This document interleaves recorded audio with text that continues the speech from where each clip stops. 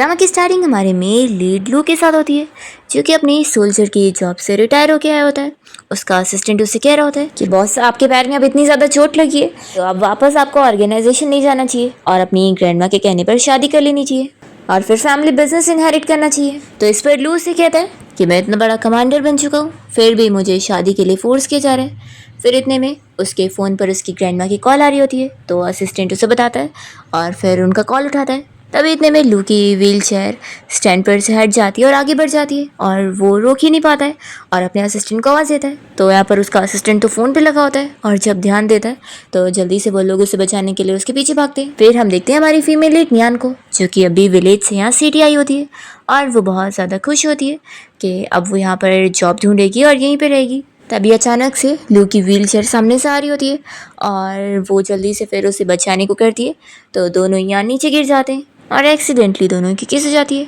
तो यहाँ पर फिर न्यान जल्दी से लू से दूर होती है और लू भी उससे सॉरी कहता है और फिर इतने में यहाँ पर असिस्टेंट और गार्ड्स पहुँच जाते हैं और लू को उठाकर उसे व्हील चेयर पर बैठा देते हैं और फिर न्यान यहाँ से अपनी सारी वेजिटेबल को अपने बैग में डालकर यहाँ से चली जाती है और लू बस उसे देखता रहता है। फिर वो एक हॉस्पिटल आई होती है जहाँ पर वो जॉब करने वाली है। वो खुश होती है कि सिटी का तो हॉस्पिटल भी इतना ज़्यादा अच्छा है। तभी तो आखिर जो सिटी से वापस आने को मान ही नहीं रहा था। तभी इतने में वो अपने बॉयफ्रेंड जो को यहाँ पर किसी लड़की के साथ देख लेती है और शॉक हो जाती है और फिर वो लड़की भी यहाँ पर जो से पूछ रही होती है कि ये कौन है। तो जो से झूठ बताता है कि ये बस मेरी नॉर्मल फ्रेंड है। ये सुनकर न्यान को बिल्कुल अच्छा नहीं लगता। वो उसे चिल्लाती है, तुमने मुझसे प्रॉमिस किए थे कि जब तुम्हारी ग्रेजुएशन कंप्लीट हो जाएगी तो तुम मुझसे शादी करोगे और मुझे सिटी लेकर आओगे। तो मियाँ फिर न्यान को दिखाने लगती है कि तुम अपनी आंखों से देख लो कि मैं प्रेग्नेंट हूँ और ये बच्चा जो का है और जो और मेरी जल्दी शादी भी होने वाली है। मेरी फैमिली शादी की तैयारियाँ कर रही है।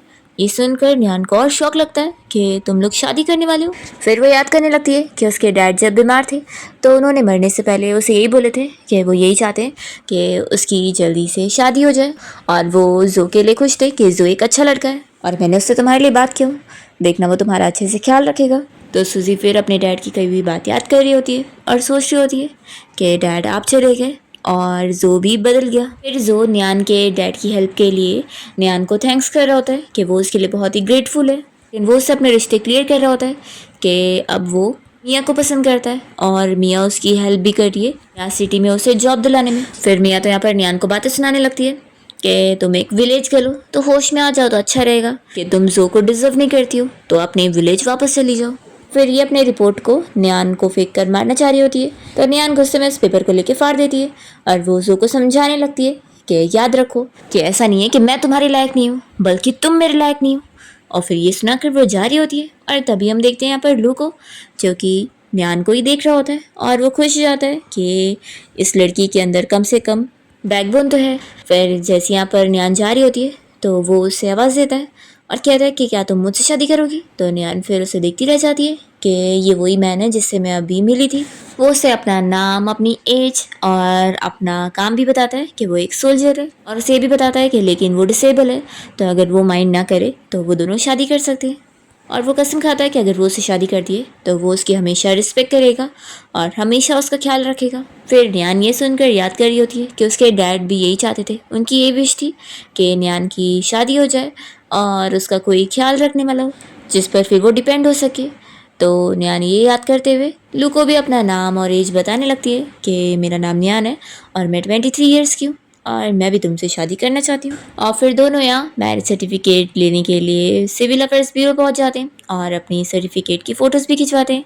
फिर सर्टिफिकेट इनके हाथ में होता है और तभी इतने में यहाँ पर लू को उसकी ग्रैंडमा की कॉल आती है और ग्रैंडमा कहने लगती है कि आज भी तुम ब्लाइंड डेट के लिए नहीं गए। देखो मैं तुम्हें बता दूँ कि तुम्हें आज तो मेरे लिए ग्रैंड डॉटर इन लॉ लाना ही होगा।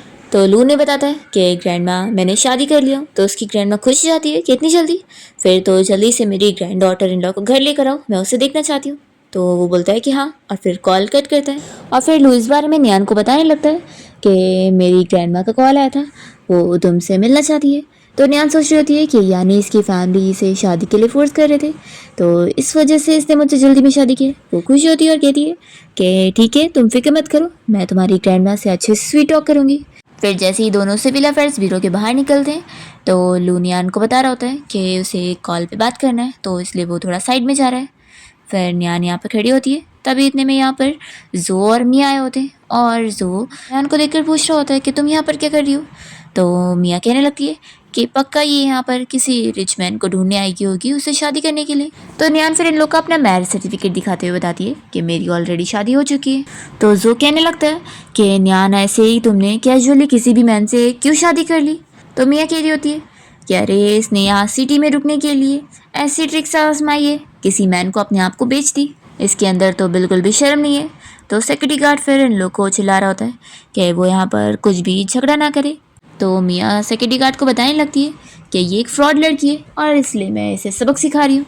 तो नियान फिर उस रिटर्न में जवाब देती है कि मैं किससे भी शादी करूँ इसका तुमसे कोई लेना देना नहीं है। और हाँ, जिस तरीके के तुम यहाँ पर हंगामे कर रही हो ना, उससे तो लोगों को लग रहा होगा कि तुम यहाँ डिवोर्स लेने आई हो। तो मियाँ चिल्लाती है कि तुम चुप हो जाओ और बकवास मत करो, और वो उसे गुस्से में थप्पड़ लगाने जा रही होती है। तभी लू यहाँ पर आ जाता है और वो चिल्लाता है कि मेरी वाइफ को हाथ भी मत लगाना। और वो फिर नियान से पूछता है कि ये लोग तुम्हें बुली कर रहे हैं। तो नियान कहती है कि कुछ नहीं है, चलो हम लोग अपना घर चलते हैं। और फिर वो उसकी व्हीलचेयर लेकर यहाँ से उसके साथ चली जाती है। तो जो और मियाँ उसे देख रहे होते हैं और जो कहने लगता है कि उसने एक डिसेबल मैन से शादी कर ली। तो मियाँ कह रही होती है कि वो एक विलेज गर्ल है और वो ऐसी मैन से शादी करना डिजर्व करती है। तो जोन लोग को कार में बैठते हुए देखकर कह रहा होता है कि वो कार तो बहुत ही महंगी लगती है। तो मियाँ कहती है कि क्या पता वो रेंट वाली कार होगी या फिर उस पर खाली महंगे लोगों का स्टिकर चिपका होगा। तो वो तो कहने लगता है कि हम अपना अंदर चलते हैं मैरिज सर्टिफिकेट लेने के लिए, और जल्दी से अंदर चला जाता है। फिर दूसरी तरफ हम देखते हैं कि नियान यहाँ पर लू के घर पे आ जाती है और इसकी ग्रैंडमा से बात कर रही होती है। तो ग्रैंडमा तो नियान को देखकर बहुत ही खुश होती है और उसकी तारीफ करती है कि वो उन्हें बहुत ज़्यादा पसंद आई, और फिर वो उसे अपनी फैमिली का हेirloom यानी कि जेड ब्रेसलेट देती है। तो नियान उसे खुशी खुशी एक्सेप्ट करती है और उन्हें थैंक यू करती है। फिर नेक्स्ट सीन में हम देखते हैं कि यहाँ पर लू को अपने असिस्टेंट की कॉल आती है और उसे पता लग जाता है कि नियान असल में सिटी में जॉब करने आई है और उसने हॉस्पिटल में जॉब के लिए अप्लाई भी करी है। तो लू ऑर्डर देता है कि नियान के लिए जॉब के प्रोसीजर को सब हैंडल कर लूँ ताकि वो जो भी जॉब करना चाहे उसे इजीली मिल जानी चाहिए। तो असिस्टेंट कहता है कि ठीक है बॉस, मैं सब हैंडल करता हूँ। फिर रात में जब लू यहाँ रूम में आता है तो वो देखता है कि नियान कॉल पे बात कर रही होती है और बहुत ज़्यादा खुशी हो रही होती है कि कल से अब वो हॉस्पिटल में काम करने जा सकती है। और फिर इतने में वो पीछे देखती नहीं है और लू के ऊपर ही गिर जाती है और फिर उसे कहती है कि मिस्टर लू, आप यहाँ पर क्या कर रहे हैं। तो वो बताता है कि ग्रैंडमा ने हम दोनों को साथ में रहने के लिए अरेंज करी है, और हाँ अब हमारी शादी हो गई है तो तुम मुझे मिस्टर मत बोलो, एक काम करो मुझे हस्बैंड कहकर बुलाओ। तो नियान फिर उसके कहने पर उसके नाम से उसे बुलाती है और फिर कहती है कि लाओ मैं तुम्हारे पैर पे तुम्हें मसाज दे देती हूँ। तो वो तो मना कर रहा होता है कि नहीं मैं हॉस्पिटल से ट्रीटमेंट करवा के आया हूँ, पर तब तक नियान फिर उसके पैर पे मसाज देने लगती है। तो वो कहता है कि तुम्हें ये सब टेक्निक कैसे आती है। तो नियान फिर उसे बताती है कि ये मैंने अपने डैड से सीखी हूँ, वो ट्रेडिशनल चाइनीज़ मेडिसिन वाले डॉक्टर थे और उन्हीं ने मुझे ये सब सिखाया है। और फिर वो उसे ये भी बताती है कि लेकिन अब उसके डैड जिंदा नहीं है। फिर वो लू से पूछने लगती है कि आखिर तुम्हारे पैर में चोट कैसे लगी। तो लू से बताता है कि ये मिशन के टाइम पर उसे इतनी चोट लगी थी और डॉक्टर ने उसका चेकअप करने के बाद यही बताया कि उसके ठीक होने के चांसेस बहुत कम है। तो इस पर नियानो से कहती है कि लेकिन इसका ये मतलब नहीं है कि ये इम्पॉसिबल है, तुम ठीक हो सकते हो, देखना मैं धीरे धीरे तुम्हें मसाज दूंगी और नीडल से तुम्हारा ट्रीटमेंट भी करूंगी और फिर क्या पता एक दिन तुम चल पाओगे। तो वो फिर उसकी बातें सुनता रह जाता है कि उसे कितनी नॉलेज है। फिर लू को बाहर से आवाज़ आती है तो वो बताता है कि लगता है ग्रैंडमा आ रही है। तो नियान फिर जल्दी से लू को किस करने लगती है तो लू भी उसे किस कर रहा होता है। तभी नियान फिर दूर होती है और कहती है कि लगता है ग्रैंडमा गई, मैं तो बस उन्हें दिखाने के लिए नाटक कर रही थी और तुम फिक्र मत करो, मैं उनके सामने हमेशा ऐसे अच्छे से कोऑपरेट करूँगी। तो चलो मैं तुम्हें शावर के लिए लेकर चलती हूँ। और फिर वो उसे बाथरूम में लेकर जाती है। तो वो कहता है कि तुम ये क्या कर रही हो। वो कहती है कि मैं तुम्हारी नहाने में हेल्प कर रही हूँ। और फिर यहाँ पर वो उसकी बॉडी जब रब कर रही होती है तो यहाँ पर लू तो बहुत ज़्यादा शाय हो रहा होता है और जब नियान उसे ऐसे देखती है तो वो भी शाय हो जाती है और फिर जल्दी से बाहर भाग जाती है। फिर मॉर्निंग होते ही उसे याद आता है कि अरे आज तो मुझे हॉस्पिटल में जॉब करने जाना था, मैं लेट हो रही हूँ। फिर वो जल्दी से निकलती है। फिर हॉस्पिटल में यहाँ एक नर्स उसे पकड़ के ज़बरदस्ती लेके जा रही होती है। तो नियान उसे कह रही होती है कि तुम क्या कर रही हो, मैं बस यहाँ केयर टेकर की जॉब करने आई हूँ। और फिर ये नर्स उसे मियाँ के सामने ले आती है और कहती है कि आपने जैसा मुझे कहा था मैंने इसे लेकर आ गई हूँ। फिर मियाँ नियान से कह रही होती है कि कल तुम बहुत उड़ रही थी ना। तो नियान सोचती है कि कोइंसिडेंटली आज मेरे काम वाले दिन भी ये मुझे यहाँ मिल गई। मियाँ कह रही होती है कि मैं तुम्हें बता दूँ कि मेरे अंकल इस हॉस्पिटल के डायरेक्टर हैं और अगर मैं चाहूँ तो मैं किसी को भी उनको बोलकर निकलवा सकती हूँ और किसी को भी रख सकती हूँ। फिर हम देखते हैं लू को जो कि यहाँ हॉस्पिटल के बाहर आया होता है।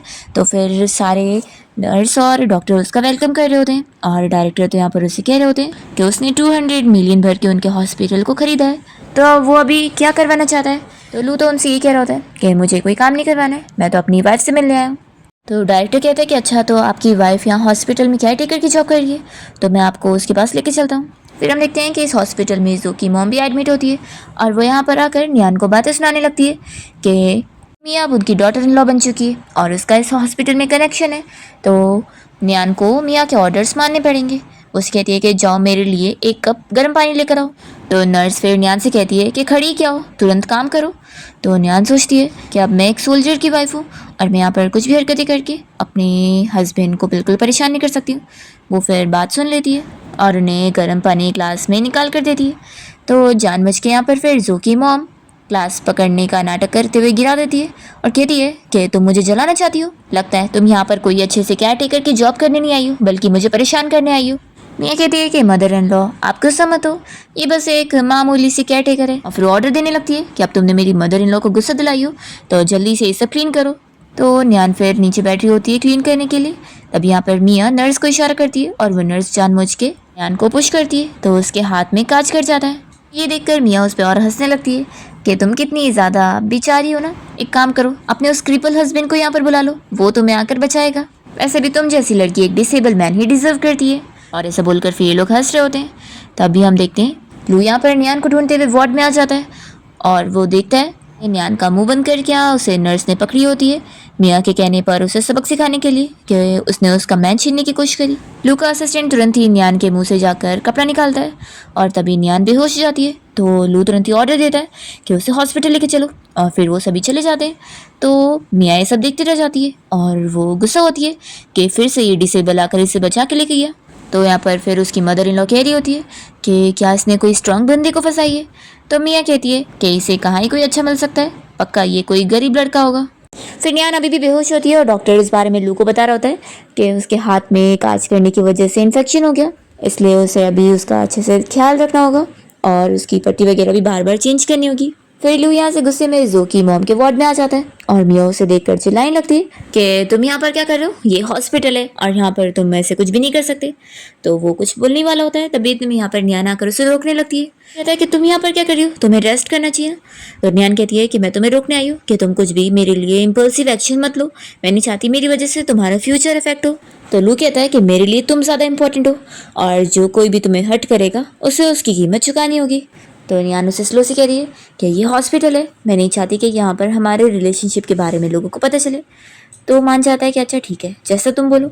और फिर यहाँ पर जो की मॉम जानबूझ के नियान को बातें सुनाते हुए मियाँ से कहने लगती है कि मैंने पहले ही बोली थी ना कि ये इतनी ज़्यादा ख़राब है कि सभी मैन को सेड्यूस करती रहती है, क्या पता ये जो को पहले से चीट कर रही होगी। अच्छा है ये जो और इसकी शादी नहीं हुई, नहीं तो पता नहीं कितनों के साथ मिलकर उसे चीट करती। ये सुनकर असिस्टेंट को भी गुस्सा आती है और वो चिल्लाता है कि आप ऐसे रूमर्स नहीं फैला सकती हो। तो जो की मॉम कहने लगती है कि ये पहले से ही ऐसी खराब लड़की थी, तभी तो इसने मेरे जो को फंसाई थी और अब क्योंकि जो ने एक सिटी गर्ल से शादी कर लिया है तो इसलिए ये जेलस हो रही है और इसलिए तुम सभी को सेड्यूस कर रही है। तो मियाँ कहती है कि मदर इन लॉ फिर तो इसका ये मतलब हुआ ना कि ये यहाँ पर आने के बाद दूसरे मैन को सेड्यूस करते हुए जो को पीठ पीछे चीट कर रही थी। तो जो की मम कहती है कि हाँ, और वो नियान को चिल्लाकर कहने लगती है कि तुम्हें मेरे बेटे को चीट करने की वजह से उसके मेंटल डैमेज का कंपेंसेशन देना होगा। लू ने चिल्लाता है कि कंपेंसेशन तो आपको देना पड़ेगा, आपने पहले मेरी वाइफ को हर्ट किया और अब उसके बारे में झूठी रूमर्स फैला रही है, अब इसकी कीमत तो आप लोगों को चुकानी होगी। तो मियाँ उसे चिल्लाती है कि तुम किसे धमकी दे रहे हो, वैसे भी ये एक विलेज गर्ल है और क्या पता ये हमारे ऊपर झूठा इल्ज़ाम लगा दी होगी। तो लू फिर नियान से कहता है कि हम लोग अपना वार्ड में चलते हैं, इन लोगों को मैं बाद में देख लूँगा। फिर जैसे ये लोग बाहर आते हैं तो नियान फिर लू को समझा रही होती है ये जाने तो हमें मियाँ से पंगा नहीं लेना चाहिए, उसके अंकल असल में इस हॉस्पिटल के डायरेक्टर हैं। तो फिर असिस्टेंट बताने लगता है कि मैडम आप फिक्र मत करो, बॉस ने पहले ही ऑर्डर दे चुके आपके लिए मियाँ और उसकी मदर इन लॉ को सबक सिखाने के लिए, ताकि उन लोगों को अपने किए हुए का पूरा अंजाम मिले। और फिर लू नियान को समझा रहा होता है कि वो लोग तुम्हें इसलिए बुली कर रहे हैं क्योंकि वो लोग तुम्हें कमज़ोर समझ रहे हैं और उन्हें लग रहा है कि तुम्हारे साथ कोई भी नहीं है, तुम अकेली हो, इसलिए वो लोग आसानी से तुम्हें बुली कर पाएंगे। और अगर आज मैंने इस मैटर को हैंडल नहीं किया ना तो फिर फ्यूचर में वो लोग तुम्हें परेशान करते रहेंगे, इसलिए अब तुम मेरी सुनो, मैं उन्हें सबक सिखाना चाहता हूँ। नियान कहती है कि लेकिन, तो कहता है कि कोई लेकिन नहीं, और देखो अब तुम्हारी चोट की पट्टी चेंज करने का टाइम आ गया है, तो नर्स से चेंज करवा लो। तो नियान फिर तुरंत ही चली जाती है। फिर नियान को यहाँ पर 2 नर्स से सुनने को मिलता है ये जो हॉस्पिटल के डायरेक्टर है उन्हें अचानक से फायर कर दिया गया। और वो लोग फिर नियान को देखकर ही बातें कर रहे होते हैं कि क्योंकि उन्होंने उसे टारगेट करे थे इसलिए। फिर नियान घर पे होती है और उसे जो कॉल करके इस बारे में बताने लगता है कि उसकी मॉम को फोर्सफुली दूसरे हॉस्पिटल में ट्रांसफ़र कर दिया गया और ऊपर से मियाँ का भी चेकअप करने से मना कर दिया गया। तो वो पूछता है कि क्या ये सब तुम्हारी वजह से हो रहा है। तो नियान कहती है कि तुम आखिर मुझसे ये सब पूछने से पहले ये क्यों नहीं सोच रहे हो कि तुम्हारी मॉम और मियाँ ने मेरे साथ क्या करी होगी। तो कहता है कि तुम टॉपिक चेंज मत करो, तुम्हें पता है तुम्हारी वजह से मुझे कितनी ट्रबल झेलनी पड़ रही है और मेरी मॉम की हेल्थ कंडीशन भी इतनी ठीक नहीं है और अगर उन्हें ट्रांसफ़र किया गया तो फिर वो बीमार हो सकती है, उन्हें कुछ भी हो सकता है। तो नियान समझ जाती है कि ज़रूर उसके लिए सब लू ने किया है। तो वो सोचती है कि उसने मेरे लिए इतनी मेहनत किया तो मैं उसकी मेहनत को ज़ाया नहीं जाने दे सकती हूँ। वो जो को जवाब देती है कि जो जैसा करता है उसको वैसे ही मिलता है और फिर उसे चिल्लाते हुए उसका कॉल कट कर देती है। तभी इतने में यहाँ पर लूज़ के लिए खाना लेकर आया होता है और फिर उसे पूछ रहा होता है कि तुम्हारा हाथ अब ठीक है। तो वो कहती है कि हाँ मैं ठीक हूँ। लू कहता है कि फिक्र मत करो, जिन लोगों ने तुम्हें बुली करे थे उन्हें मैंने सबक सिखा चुका हूँ और हाँ जब तक तुम्हारा हाथ पूरी तरीके से ठीक नहीं हो जाता तब तक तुम काम पर मत जाना। फिर नेक्स्ट टाइम देखते हैं कि नियान कहीं जा रही होती है और तभी रास्ते में एक वैन में से कुछ गार्ड्स निकल कर उसे पकड़ के लेके चले जाते हैं। फिर जब लू घर पे आता है तो ग्रैंड उसे पूछ रही होती है कि नियान तुम्हारे साथ नहीं आई, आखिर वो कहाँ पर है। तो लू शॉक होता है कि नियान यहाँ पर नहीं है। वो तुरंत ही अपने असिस्टेंट को कहता है कि पता लगाओ कि नियान क्या अभी हॉस्पिटल में। और फिर हम देखते हैं कि यहाँ पर ये गुंडे नियान को रस्सी से बांध करके रखे होते हैं और वो लोग यहाँ पर यही बात कर रहे होते हैं कि उन्हें पैसे मिले इस लड़की को किसी ओल्ड मैन को बेचने के लिए। लेकिन ये बंदा यहाँ पर नियान को हैरेस करने के लिए उसके क्लोज आ रहा होता है। पर तभी जल्दी से यहाँ पर लू अपने सारे लोगों के साथ पहुँच जाता है और उसे चिल्लाता है कि उसे हाथ भी मत लगाना। फिर यहाँ पर लू तुरंत ही नियान की रस्सी खोलकर उसकी फिक्र कर रहा होता है। तो वो कहती है कि मैं ठीक हूँ और वो बताती है कि ये लोग उसे कहीं विलेज में किसी ओल्ड मैन को बेचने की बात कर रहे थे। फिर यहाँ पर असिस्टेंट तुरंत ही पता करके यहाँ पर लू को बताने लगता है ये सब के पीछे बाई फैमिली की डॉटर मिस मिया का हाथ है। वो नियान को हमेशा हमेशा के लिए गायब करवाना चाहती थी। तो लू को तो फिर मिया के ऊपर और गुस्सा आ जाता है। दूसरी तरफ हम मिया और जो को देखते हैं जो कि यहाँ पर लू की कंपनी में आए होते हैं और मिया इसे बता रही होती है कि कंपनी की जो प्रेसिडेंट है मिस्टर लू उन्हें मेरे डैड बहुत अच्छे से जानते हैं, तो उन्होंने तुम्हारी यहाँ इस कंपनी में बात कर ली है काम के लिए।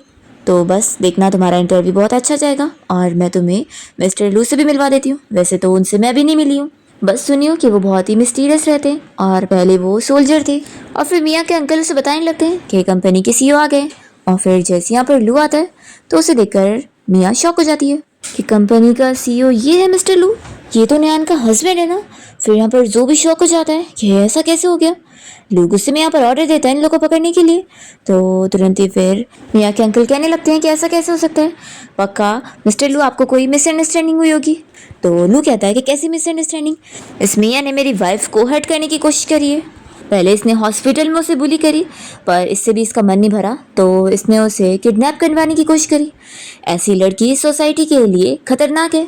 और फिर लू तुरंत ही ऑर्डर देता है कि इसे पुलिस स्टेशन लेकर जाओ, अब पुलिस ही इसे हैंडल करेगी और इसे पनिशमेंट देगी जो ये डिजर्व करती है। फिर गार्ड्स इन दोनों को पकड़ के लेके जा रहे होते हैं। तो मियाँ अंकल से कहने लगती है कि आप जाकर मेरे डैड से बात करो कि वो आकर मुझे बचाए। और फिर यहाँ पर लू इन्हें भी कह देता है कि आपने अपनी पावर का इस्तेमाल करके ऐसे क्रिमिनल रिकॉर्ड वाले पर्सन को कंपनी में सजेस्ट किया, इसलिए आपको भी मैं कंपनी से फायर कर रहा हूँ। तो अंकल उसे माफ़ी मांगने लगते हैं कि मुझसे गलती हो गई, मुझे इस बारे में पता नहीं था। पर यहाँ पर लू उनकी कोई बात नहीं सुनता और अपना चला जाता है। फिर लोग घर पे आते हैं तो नियान जल्दी से यहाँ पर लू को आकर बताने लगती है कि उसकी एक कीमती चीज़ कहीं खो गई है। वो उसे बताती है कि वो जेड पेंडेंट उसके लिए बहुत इंपॉर्टेंट है।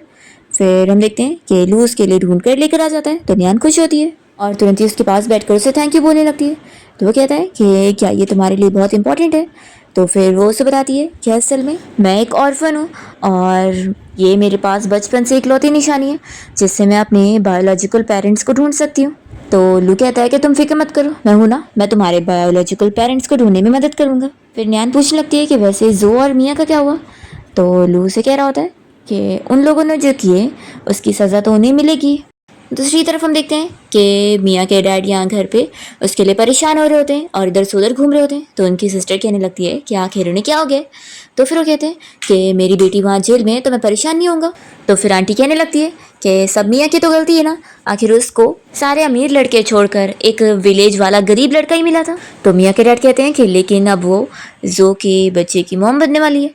तो फिर आंटी कहती है कि तो क्या हो गया, उसका हम अबॉर्शन करवा सकते हैं और उसका डिवोर्स हो जाएगा। तो फिर डैड कहते हैं कि तुम उसकी सगी आंटी और कैसे बोल रही हो। फिर वो पूछने लगते हैं कि तुम्हारी जो बेटी शाओ है वो तो मिस्टर लू को पसंद करती है ना, और उन लोग का अच्छा कनेक्शन भी है, तो क्यों ना तुम उससे बात करो। अगर वो लू को मना लेगी तो शायद फिर वो मेरी बेटी को छोड़ने के लिए मान जाएंगे।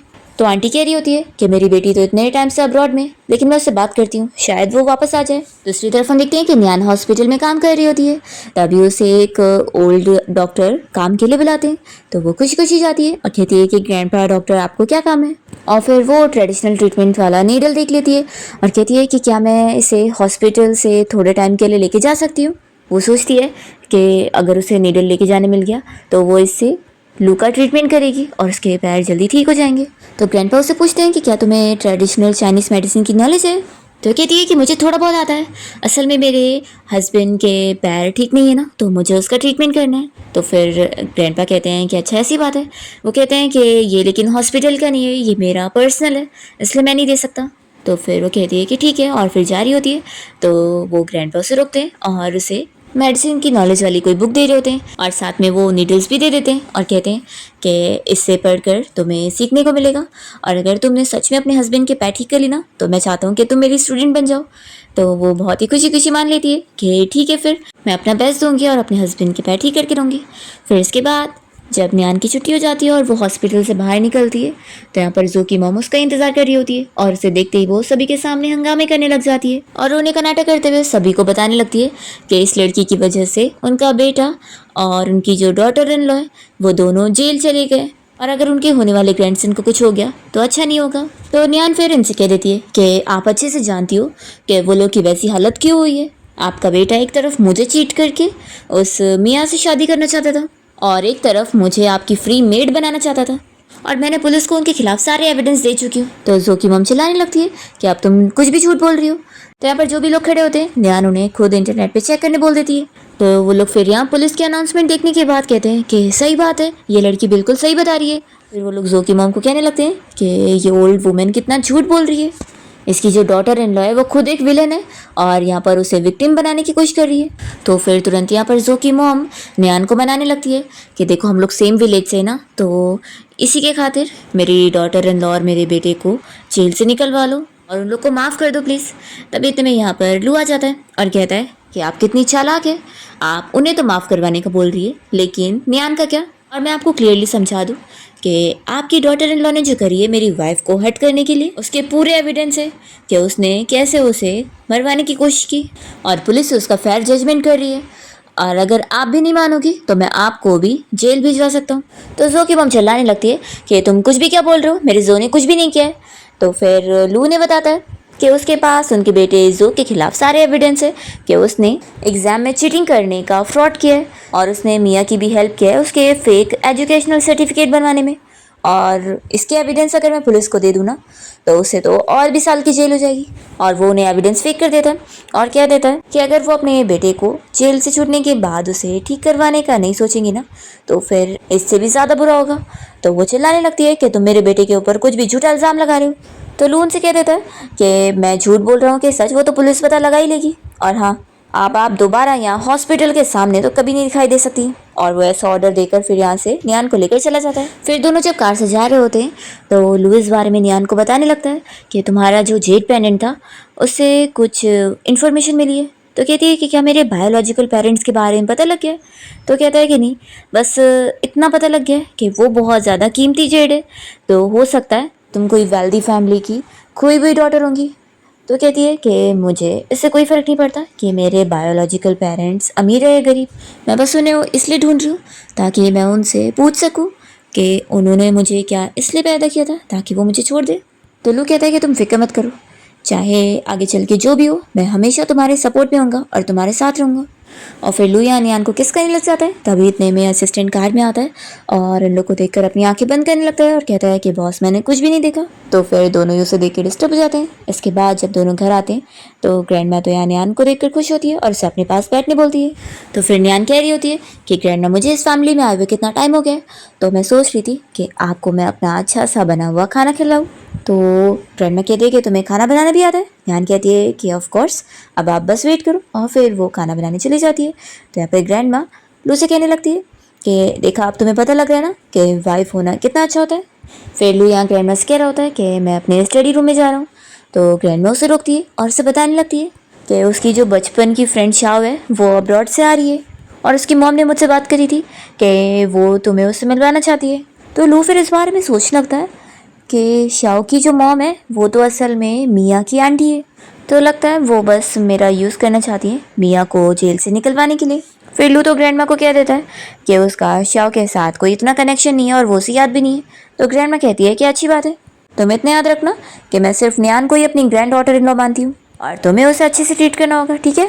फिर यहाँ पर नियान इन लोग को डिनर के लिए बुलाती है। फिर साथ बैठकर पूरी फैमिली डिनर कर रहे होते हैं और ग्रैंड माँ कह रही होती है कि बस अभी और कुछ मेंबर्स की कमी है, तो तुम लोग जल्दी से मुझे ग्रेट ग्रैंड डॉटर या ग्रेट ग्रैंडसन दे दो। तो ये सुनकर फिर लू और नियान दोनों स्माइल कर रहे होते हैं। फिर जब दोनों रूम में जाते हैं तो नियान यहाँ पर नीडल की किट लेकर बैठ जाती है और कहती है कि चलो मैं तुम्हारा ट्रीटमेंट स्टार्ट करती हूँ। और फिर उसे याद नहीं आ रहा होता है कि कौन से IQ पॉइंट से स्टार्ट करें। तो वो कहती है कि मैं डॉक्टर येन को कॉल लगाकर पूछ लेती हूँ। तो वो पूछता है कि कौन से डॉक्टर येन। तो फिर वो बताती है कि जो मेरे हॉस्पिटल के सबसे ओल्ड डॉक्टर है। तो ये पहचान लेता है कि यानी ये शाओ की ग्रैंडपा की बात कर रही है। तो लगता है मिया को जेल से निकलवाने के लिए ये लोग उस फैमिली का कनेक्शन का यूज़ कर रहे हैं और अभी तो उन लोगों को इस बारे में पता ही नहीं होगा कि मेरी तो नियान से शादी हो गई है। फिर यहाँ पर लू नियान को इस बारे में समझा रहा होता है कि वो डॉक्टर येन से तुम दूर ही रहो, वो कोई अच्छे नहीं है और तुम उन्हें नेक्स्ट टाइम ये रिटर्न कर देना, मैं तुम्हें दूसरी नीडल किट दिला दूंगा। तो मान जाती है कि ठीक है, मैं नेक्स्ट वीक जब जाऊंगी तो उन्हें दे दूंगी। फिर नेक्स्ट मॉर्निंग जब दोनों उठते हैं तो लू नियान से कह रहा होता है कि आज तुम्हारी भी छुट्टी है तो चलो बाहर शॉपिंग पर चलते हैं। और फिर लू और नियान मिलके ग्रैंडमा के साथ शॉपिंग करने गए होते हैं। तभी लू को यहाँ कॉल पे बात करना होता है तो वो बाहर ही रुक जाता है और ग्रैंडमा यहाँ पर नियान को लेकर आती है और उसके लिए ड्रेस चूज़ करती है और उसे तुरंत ही ड्रेस ट्राई करने के लिए भेज देती है। तभी इतने में यहाँ पर मिया की आंटी ग्रैंडमा को देखकर जल्दी से उनसे बात करने लगती है। तो ग्रैंडमा उन्हें बातों बातों में बता देती है कि लू की शादी हो चुकी है और उनकी ग्रैंड डॉटर इन लॉ के साथ वो शॉपिंग के लिए आई है। तो ये सुनकर मिया की आंटी को शौक लगता है और फिर वो उसे नियान को भी मिलवा लेती है। और तब यहाँ पर लू भी आ जाता है और वो फिर अपनी ग्रैंड माँ और नियान को शॉपिंग करने के बाद लेकर चला जाता है। और यहाँ पर मिया की आंटी बहुत ज़्यादा गुस्सा हो रही होती है। तो उनकी फ्रेंड कहती है कि डरने की कोई बात नहीं है, अगर वो लड़की को सच में उन्होंने अपनी फैमिली की डॉटर इन लॉ बनाए होते ना तो उसके बारे में पब्लिकली अनाउंस करते, लेकिन ऐसा कुछ भी नहीं हुआ है। और वैसे भी वो लड़की कितनी गरीब नजर आ रही थी, तो यानी वो बस लू की केयर टेकर है और कुछ नहीं। फिर इसके बाद लू यहाँ पर नियान को न्यू नीडल किट खरीद के दे देता है और कहता है कि तुम्हें जब भी कुछ चाहिए रहेगा तो तुम मुझे बताना। फिर इसके बाद वो यहाँ डॉक्टर येन को उनकी नीडल किट रिटर्न करने आती है। तो वो कहते हैं कि सिर्फ एक सेशन से थोड़ी ना वो ठीक होगा। तो वो बता रही होती है कि असल में मुझे अभी भी ठीक से बहुत सारी चीज़ें नहीं आ रही है। वो उनसे पूछने लग जाती है कि उसे कौन से IQ पॉइंट समझ ही नहीं आ रहे। तो फिर वो उसे समझा रहे होते हैं और तुरंत ही नियान उनके नाम भी याद कर ले रही होती है। तो वो कहते हैं कि तुम कितने इंटेलिजेंट हो, तुम्हें तो ऑलरेडी चाइनीज़ मेडिसिन अच्छे से समझ में आ रही है। मेरी जो ग्रैंड डॉटर है उसे तो मैं कितना सिखाता हूँ पर उसे कुछ समझ नहीं आता। फिर नियान अपने जेड पेंडेंट को अंदर डालते हुए जा रही होती है तो डॉक्टर यान ये नोटिस करते हैं और सोचते हैं कि वो क्या सच में उनकी फैमिली वाला वो जेड पेंडेंट हो सकता है, क्योंकि हाफ असल में उनके पास होता है। और वो यही सोच रहे होते हैं कि उन्होंने वो अपनी ग्रैंड डॉटर को दिए थे। फिर मिया की आंटी जो कि डॉक्टर येन की डॉटर इन लॉ वो आकर बता रही होती है शाओ अब्रॉड से कल वापस आ रही है। तो ग्रैंडपा ये सुनकर खुश होते हैं कि फाइनली उनकी ग्रैंड डॉटर शाओ आ रही है। दूसरी ओर हम देखते हैं कि शाओ एयरपोर्ट पहुंचने के बाद अपनी मॉम को कॉल करके कह देती है कि वो सीधा लू से मिलने जा रही है। यहाँ पर हम देखते हैं कि लू हॉस्पिटल में नियान के साथ आया होता है और नियान उसे वेट करने का बोल कर गई होती है और तभी इतने में शाओ आकर लू से मिल रही होती है। और फिर तभी नियान जब वापस आ रही होती है तो वो नर्स लोग को लू और शाओ के बारे में बातें करते हुए सुनती है, जो कि कह रहे होते हैं कि उन दोनों के बीच में पहले से बहुत ही अच्छी फ्रेंडशिप है और दोनों कितने परफेक्ट मैच लग रहे हैं। तो नियान को लगता है कि वो उसे पसंद करता है और उसने तो बस अपनी ग्रैंडमा से डील करने के लिए उसे शादी किया है। फिर वो तुरंत ही लू को कॉल करके कह देती है कि मैं ओवर टाइम वर्क कर रही हूँ तो इसलिए मैं तुम्हारे साथ नहीं जा पाऊंगी। तो लू कहता है कि ठीक है, अपना ख्याल रखना और हाँ, मैं घर पे तुम्हारा इंतज़ार करूँगा। फिर वो जैसी कॉल कट करता है तो क्या उसे पूछने लगती है कि लू तुम किससे बातें कर रहे हो। तो वो उसे कुछ नहीं बताता और गुस्से में जाने लगता है। फिर रात में जब न्यान शावर लेने के बाद रूम में आती है तो उसे पूछता है कि कुछ हुआ है क्या। तो वो कहती है कि कुछ नहीं। तो वो कहता है कि क्या तुम मुझसे गुस्सा हो। वो जल्दी से उठने लग जाता है। तो न्यान फिर उसके पास बैठती है और कहती है कि कुछ नहीं हुआ है। तो वो समझ जाता है और पूछता है कि तुम शाव की वजह से गुस्सा हो। वो तुरंत ही फिर उसे एक्सप्लेन करता है कि लगता है तुमने मुझे शाव के साथ देख ली होंगी ना। मैं तुम्हें क्लियरली समझा दूँ कि मेरे और उसके बीच में ऐसा कुछ भी नहीं है। तो न्यान फिर उसे बता देती है कि उसने नर्स को उन दोनों के बारे में बातें करते हुए सुनी थी कि दोनों के बीच में बहुत ही अच्छा बॉन्ड है। तो फिर ये पूछता है कि तुम जेलस हो गई थी। तो कहती है कि हाँ, और तुरंत ही फिर उसे किस कर लेती है। फिर इतने में यहाँ पर लू को कॉल आती है और उसे पता लगता है कि मियाँ जेल से छूट गई है। तो वो शौक होता है कि ऐसे कैसे निकल गई। तो फिर उसका असिस्टेंट उसे बताता है कि उसके डैड ने उसे बेल पर निकलवाया। फिर लू अपने डैड से बात करने जाता है और उनसे पूछता है कि आखिर वो बाइक फैमिली के साथ क्यों कनेक्शन बना रहे हैं। तो फिर लू के डैड उसे चिल्लाकर पूछने लगते हैं कि उसने शादी भी कर लिया और उन्हें बताया भी नहीं। तो फिर वो बताता है कि ग्रैंड माँ मुझे शादी के लिए फोर्स कर रही थी। तो उसके डैड चिल्लाते हैं कि इसका ये मतलब नहीं है कि तुम रैंडमली किसी भी लड़की से शादी कर लोगे। और हाँ, ग्रैंड माँ को वो अच्छी लग रही है तो क्या हुआ, तुम्हें अच्छी लग रही है। तो कहता है कि हाँ, मैं उससे पसंद करता हूँ। तो उसके डैड उसे चिल्लाते हैं कि वो पागल हो गए। और वो पूछता है कि डैड, हम लोग इस टॉपिक पे बात कर रहे हैं ना कि आखिर आपने बाई फैमिली की डॉटर मियाँ को बेल पर क्यों जेल से निकलवा दिए। तो फिर वो बताने लगते हैं कि क्योंकि बाई फैमिली का येन फैमिली के साथ अच्छा कनेक्शन है और अब हम जल्द ही येन फैमिली के इन लॉज बनने वाले। तो मुझे इतनी तो उनकी हेल्प करनी थी। और वो बता देते हैं कि येन फैमिली की डॉटर शाओ अब्रॉड से आ गई है जो कि तुम्हें पसंद करती है और तुमसे शादी करना चाहती है।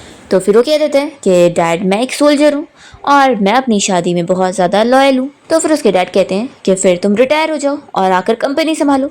तो वो साफ साफ मना कर देता है कि मैं आपकी बात बिल्कुल नहीं मानने वाला, मैं ये फैमिली बिजनेस में बिल्कुल भी इंटरेस्ट नहीं रखता और ऊपर से बिजनेस मैरिज जैसी चीज़ तो बिल्कुल नहीं। और हाँ, न्यान अब मेरी वाइफ है और वही हमेशा रहेगी, इसको कोई चेंज नहीं कर सकता। ऐसा बोलकर वो चला जाता है और उसके डैड फिर कुछ कह ही नहीं पाते।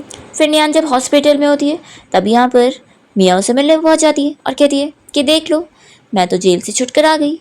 तो न्यान कहती है कि जिस तरीके की तुम हरकतें करती हो और तुम इतने ख़राब हो तो आगे भी तुम्हारे साथ क्या होगा वो तो तुम ही जानती होंगी। इंसान जो करता है उसकी कीमत उसे चुकानी पड़ती है।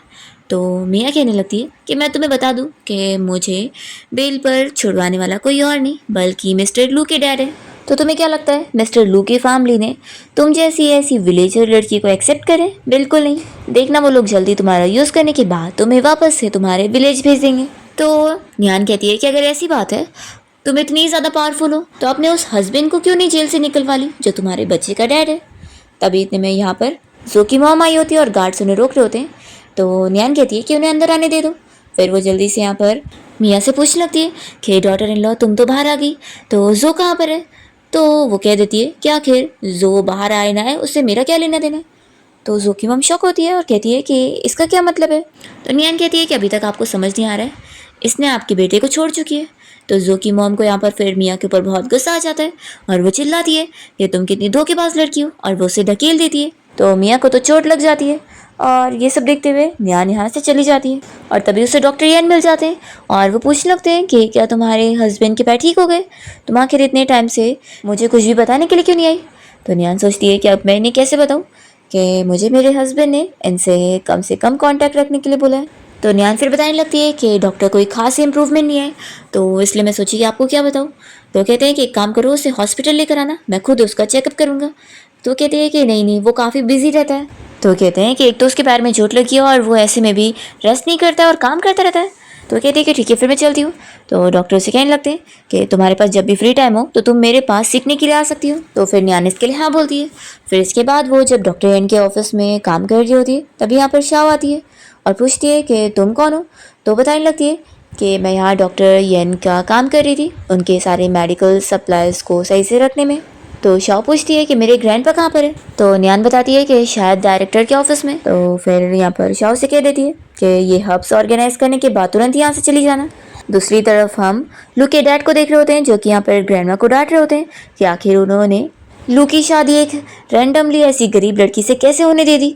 आखिर अब वो पूरी दुनिया को क्या बताएंगे कि उनकी डॉटर इन लॉ एक ऑर्फन है और वो कोई फैमिली से बिलोंग ही नहीं करती है, तो फिर लोग उनको किस नज़र से देखेंगे। ग्रैंडमा उन्हें चिल्लाती है कि स्टेटस से क्या ही फ़र्क पड़ता है, वैसे भी वो बहुत अच्छी बच्ची है और मुझे भी पसंद है और लू को भी, तो आखिर इतना तो काफ़ी है ना। तो लू के डैड उन्हें समझा रहे होते हैं कि आखिर एक दिन लू को उनका बिजनेस इनहेरिट करना है, तो आखिर वो ऐसे ही कैजुअली एक विलेज गर्ल से कैसे शादी कर सकता है। तो लू फिर से यहाँ पर अपने डैड को समझाने लगता है कि मेरी शादी का डिसीजन मैं ही लूँगा और अब नियान मेरी वाइफ है और हमेशा वही रहेगी। और फिर लू की ग्रैंडमा यहाँ पर उसके डैड को चिल्ला देती है कि मैं अपनी ग्रैंड डॉटर इन लॉ को कुल भी किसी को उसे ऐसे बुली करने नहीं दूंगी, तो अगर तुम उसके खिलाफ हो तो जाओ यहाँ से। तो वो फिर गुस्से में चले जाते हैं और तभी हम देखते हैं कि नियान जब यहाँ घर पे आई थी होती है तो वो उन्हें जाते हुए देखती है। फिर इसके बाद लू अपना स्टडी रूम में काम कर रहा होता है, तभी नियान उसके लिए मेडिसिन सूप लेकर पहुंचती है और उसे बताती है कि ये उसने उसके लिए स्पेशली तैयार की है। तो फिर वो उसे कह रहा होता है कि तुम्हें चाइनीज़ मेडिसिन में इतना इंटरेस्ट है, तो मैं सोच रहा हूँ कि कल मैं तुम्हें अपने साथ एक सेमिनार में लेके चलूँगा जो कि स्पेशली ट्रेडिशनल चाइनीज़ मेडिसिन के लिए होने वाला है। तो वो पूछती है कि वहाँ पर फिर ट्रेडिशनल चाइनीज़ मेडिसिन वाले बहुत सारे डॉक्टर्स आएंगे ना। वो तो जाने के लिए खुश होती है और लू से फिर ये बता रहा होता है कि उसकी जेड पेंडेंट के रिलेटेड कुछ और इन्फॉर्मेशन भी मिली है। तो कहती है कि कोई बात नहीं, अगर मुझे मेरे बायोलॉजिकल पेरेंट्स नहीं मिलेंगे तो मेरे लिए अभी सबसे ज़्यादा इंपॉर्टेंट है कि तुम्हारे पैर जल्दी से जल्दी ठीक हो जाए। तो वो कहता है कि असल में तुम्हारे जेड पेंडेंट का येन फैमिली से कुछ लेना देना हो सकता है। तो वो भी शौक होती है कि येन फैमिली से। तो वो कहता है कि अभी तो मैं बस गेस कर रहा हूँ। फिर नेक्स्ट टाइम देखते हैं कि जैसे ही नियान की नींद खुलती है तो वो सोचती है कि आज तो मुझे सेमिनार के लिए जाना है। फिर वो तैयार होकर यहाँ पर लू के साथ पहुँच जाती है, तभी इतने में लू का असिस्टेंट उसका एक ज़रूरी डॉक्यूमेंट लेकर आता है। फिर लू नियान से कहने लगता है कि मैं ज़रूरी कॉल पे बात करके आता हूँ, तब तक तुम अंदर जाओ और अपने लिए एक सीट ढूंढ लो। तो फिर वो यहाँ पर सोचती है कि क्यों ना मैं उसके साथ ही अंदर जाऊँ, तो वो बाहर ही घूम रही होती है और तभी वो यहाँ पर एक अंकल से टकरा जाती है जो कि कोई और नहीं बल्कि शाओ के डैड होते हैं। और न्यान उन्हें बहुत ही जानी पहचानी लग रही होती है, तो वो उसका नाम पूछने जा रहे होते हैं, पर तभी इतने में शाओ वहाँ पर आ जाती है, तो फिर वो उसके साथ चले जाते हैं। और फिर न्यान इंतजार कर रही होती है, तभी लू यहाँ पर आकर कहता है कि तुम अभी तक बाहर क्यों हो।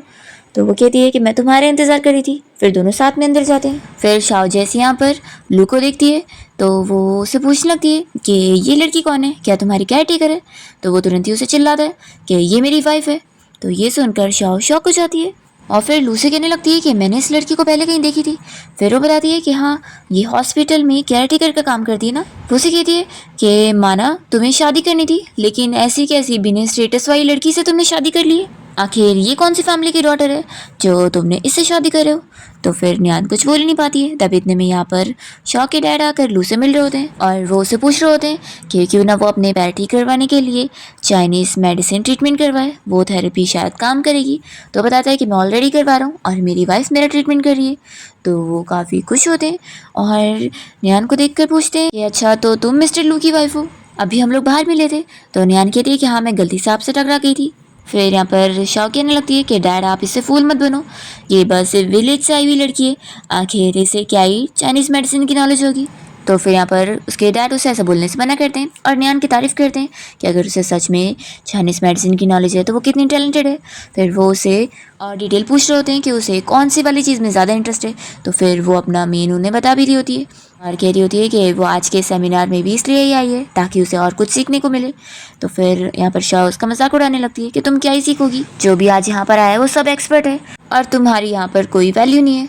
तो फिर यहाँ पर लू से चिल्लाता है कि दोबारा मेरी वाइफ के बारे में ऐसे बोलने की हिम्मत मत करना। तो शाह को तो गुस्सा आ जाती है। तभी उसके डैड उसे कहने लगते हैं कि इवेंट स्टार्ट हो रहा है तो वो लोग को अभी ऐसे बातें नहीं करना चाहिए। शाह सोच रही होती है कि अगर मेरा मैन मुझे नहीं मिलेगा तो मैं किसी और को भी नहीं लेने दूंगी। और फिर हम देखते हैं कि शाओ बाहर मियाँ से मिलने जाती है और दोनों यहाँ पर फिर नियान के बारे में ही बात करते हैं कि नियान असल में पहले जो की फियांसी थी, पर जो ने उसे धोखा दे दिया उसके पास आ गया, लेकिन अब उन दोनों का भी डिवोर्स हो चुका है और जो की जो मॉम है वो अभी भी इसके पीछे पड़ी हुई है। तो इसलिए ये सारा इल्ज़ाम नियान के ऊपर डाल रही होती है कि उसकी वजह से, इसलिए वो तो शाओ से कह रही होती है कि तुम मेरे लिए इस लड़की को सबक सिखाना। शाओ कहते हैं कि फिक्र मत करो। फिर हम देखते हैं कि नियान जब हॉस्पिटल में काम कर रही होती है तभी यहाँ जो उसका हाथ पकड़ के उसे लेके जाने को करता है। तो वो चिल्लाती है कि तुम तो अरेस्ट हो गए थे ना, यहाँ पर क्या कर रहे हो। तो फिर वो उसे ब्लेम कर रहा होता है कि उसकी बच्ची की मौत उसकी वजह से हुई है। तो नियान चिल्लाती है कि वो तुम्हारी वाइफ की खुद की गलती की वजह से हुआ है, मुझ पर मत इल्ज़ाम लगाओ। तो कहता है कि सब तुम्हारी वजह से हुआ है, तुम हमारी लाइफ के बीच में आ गई, इसलिए सब अनलकी हो गया और मैं अपने बच्चे के लिए अब तुम्हारी जान लूँगा। फिर वो उसे चाकू से मारने वाला होता है। तभी हम देखते हैं कि लू यहाँ हॉस्पिटल आया होता है और वो ये देख जल्दी से खड़े होकर यहाँ पर से किक करते हुए न्यान को बचाता है। और ये देखकर फिर शाओ भी शॉक हो जाती है कि लू खड़ा हो सकता है। और फिर यहाँ पर लू गार्ड्स को ऑर्डर देता है कि जो को पकड़ के जाके पुलिस स्टेशन लेकर जाओ, उसे तो जेल होनी चाहिए। और फिर लू यहाँ पर न्यान से कह रहा होता है कि फिक्र मत करो, मैं हूँ यहाँ पर, अब तुम सेफ हो।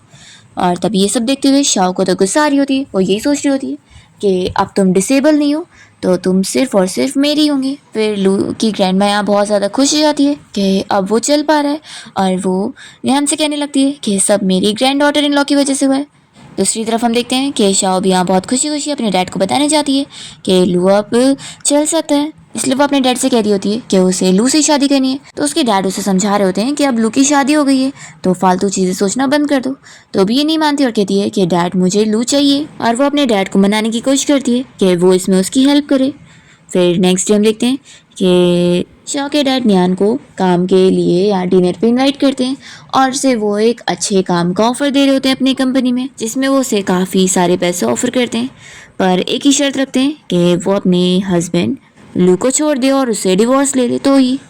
तो यहाँ पर ये सुनने के बाद तो न्यान को बहुत गुस्सा आता है और वो उन्हें साफ मना कर देती है कि वो उनका ये कोई भी ऑफर एक्सेप्ट नहीं करने वाली, क्योंकि वो अपने हस्बैंड को बिल्कुल नहीं छोड़ेगी। तब यहाँ पर उसके ये सारे डायलॉग सुनकर शाओ के डैड को ये डायलॉग्स जाने पहचाने लग रहे होते हैं, क्योंकि उनकी वाइफ भी सेम ऐसी चीज़ें बोलती थी। फिर न्यान जब यहाँ से जा रही होती है तो उसे लू भी मिल जाता है, तो फिर वो कहती है कि चलो घर चलते हैं। लू अपने असिस्टेंट से न्यान के बारे में पता लगवा लेता है कि वो यहाँ पर किस लिए आई थी और फिर वो घर आने के बाद उससे इस बारे में डिस्कस करता है कि मैं सिर्फ और सिर्फ तुम्हारा ही हूँ, तो तुम्हें बिल्कुल फिक्र करने की ज़रूरत नहीं है। और फिर नेक्स्ट डे लू यहाँ पर शाओ के डैड से मिलने जाता है और न्यान की जॉब के लिए बात करता है। फिर हम देखते हैं कि शाओ भी अपने डैड की कंपनी में काम करने आती है और वो यहाँ पर न्यान को देखकर शॉक होती है और अपने डैड से कहने लगती है कि वो यहाँ पर कैसे, मैंने तो मना करी थी ना डैड कि आपको इसे इधर काम देने की ज़रूरत नहीं है। तो फिर वो उसे चिल्लाते हैं कि ये कंपनी है, सभी के सामने हंगामे मत करो। तो शाओ अभी कुछ नहीं कर पाती है यहाँ से न्यान को निकलवाने के लिए। फिर हम देखते हैं कि शाओ के डैड ने यहाँ पर न्यान को साथ में डिनर पे लेके गए होते हैं और तब यहाँ पर शाओ की मॉम आ जाती है और वो उन्हें चिल्लाने लगती है कि वो शाओ को छोड़कर इसे इतना अच्छा ट्रीटमेंट दे रहे हैं, तो वो उन्हें लेकर जाते हैं। और यहाँ ये सब देखते हुए शाओ को बहुत गुस्सा आता है कि उसकी मॉम भी कुछ नहीं कर पा रही है और वो कोई काम की नहीं है। तो फिर वो खुद ही कोई प्लान बनाती है। नेक्स्ट डे वो न्यान का नाम खराब करने की कोशिश करती है पर उसमें फेल हो जाती है। और इसी बीच में लू को यहाँ शक हो जाता है कि शाओ के जो डैड है वो असल में न्यान के डैड है, इसलिए वो उनका डीएनए टेस्ट करवाने के लिए उनके बाल ले लेता है। फिर डीएनए टेस्ट से प्रूव हो जाता है कि शाओ के जो डैड और ग्रैंडपा है वो असल में न्यान के डैड और ग्रैंडपा है। फिर वो लोग को तो काफ़ी खुशी मिलती है क्योंकि उन्हें पहले से ही न्यान जानी पहचानी लग रही थी। इस बात से यहाँ पर शाओ को तो बहुत दुखी होती है कि उसके डैड की असल में वो असली बेटी नहीं है बल्कि न्यान है। तो फिर वो उसे किडनैप करवा के उसे मारने की कोशिश करती है, पर यहाँ पर लू आकर न्यान को बचा लेता है और शाओ को फिर यहाँ जेल हो जाती है। और फिर फाइनली हम देखते हैं कि न्यान के डैड लू को यहाँ पर न्यान का हाथ दे रहे होते हैं कि वो अब हमेशा उसका ख्याल रखे। और फिर इन लोग की ग्रैंड वेडिंग हो रही होती है। इसी के साथ इस ड्रामा की हैप्पी एंडिंग होती है।